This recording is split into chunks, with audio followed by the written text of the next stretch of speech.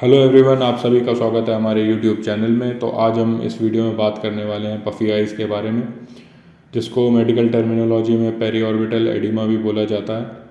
और ये आइज़ के अराउंड एक तरह की स्वेलिंग हो जाती है इसमें, और हमारी आइज़ जो हैं वो पफ़ी लगती हैं। तो हम लोग इस वीडियो में बात करने वाले हैं इसके रीज़न्स के बारे में और इसके सॉल्यूशन के बारे में। तो इसका जो जनरल रीज़न्स दिए गए हैं वो हैं, एक तो हाइपोथायराइड, उसके अलावा बॉडी में कहीं अगर इन्फेक्शन है उसकी वजह से भी पफ़ी आइज़ हो जाती हैं, या एलर्जी है हमारी बॉडी में तो उसकी वजह से भी आपको पफ़ी आइज़ देखने को मिलती हैं। इसके अलावा इंसोमेनिया है।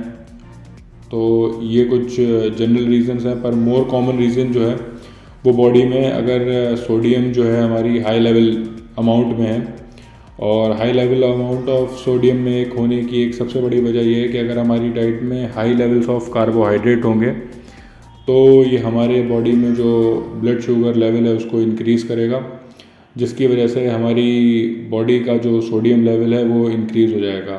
सोडियम लेवल इंक्रीज़ होने की वजह से हमारी बॉडी में फ्लूइड रिटेंशन होने लगता है, तो उसकी वजह से ये इस तरह की प्रॉब्लम हमारे सामने आती है। तो पैर में भी होता है कई लोगों के, उसको हम लोग एडिमा बोलते हैं, लेकिन अमूमन ये आईलेट्स के अराउंड सबसे पहले इसके सिम्टम्स देखने को मिलते हैं।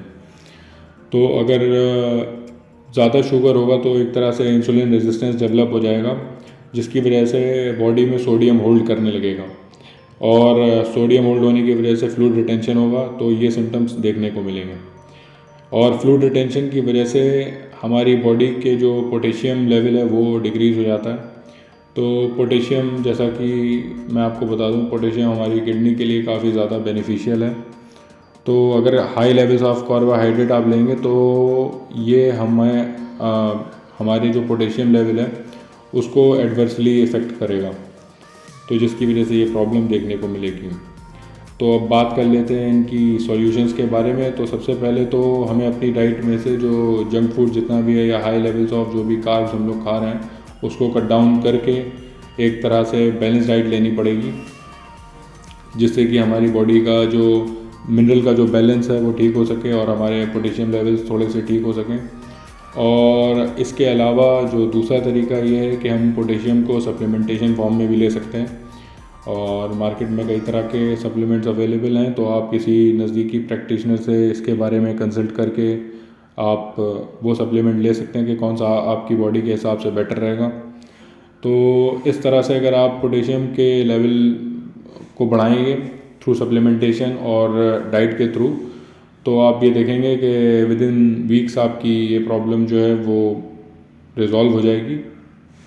इसके अलावा ये ध्यान रखना है कि हम लोगों को फास्टिंग अगर हो सके, इंटरमिटेंट फास्टिंग, वो ज़्यादा से ज़्यादा अपनी डे टू डे लाइफ में अप्लाई करना चाहिए, जिससे हमारी बॉडी के जो ख़राब सेल्स वगैरह हैं वो बॉडी जल्दी खाने लगे और हमें जल्दी रिलीफ हो। तो फ़िलहाल के लिए इतना ही। अगर आपको इन्फॉर्मेशन पसंद आई तो चैनल को लाइक शेयर एंड सब्सक्राइब करें।